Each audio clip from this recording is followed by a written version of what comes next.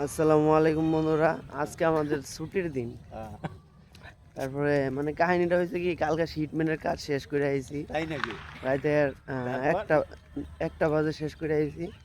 মানে চুল যেমন আছে কাটতেই পারি নাই, হ্যাঁ, নতুন শার্ট প্যান্ট কিছু পরতে পারি নাই। ঠিক আছে।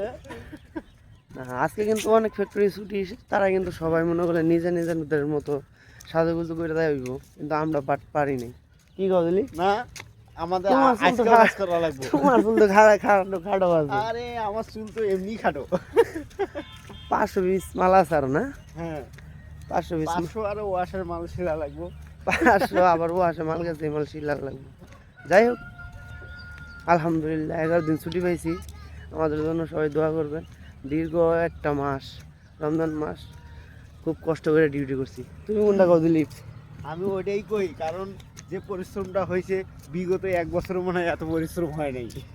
এই 1 মাসে তার দ্বিগুণ পরিশ্রম হয়েছে।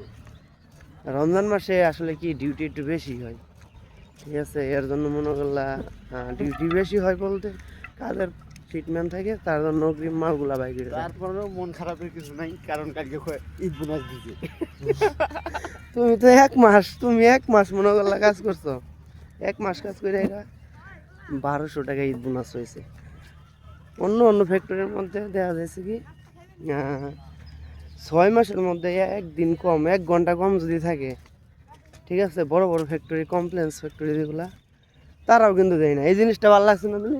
অবশ্যই ভালো লাগছে, কিন্তু তার মানে তুমি বলতেছো আমাদের ফ্যাক্টরি কি কমপ্লেক্স ছাড়া? না, আমাদের ফ্যাক্টরি তো এখনো কমপ্লেন্স হয় নাই, কাগজপাতি হয় নাই, বিজিএম এর আওতায় আসে না এখনো। যাই তার হোক, মানে আমরা গোডাউনে আছি। না ঘোড়া না। তো ভিডিওটা লাইক সবাই শেয়ার করে দেবেন, ভালো থাকবেন।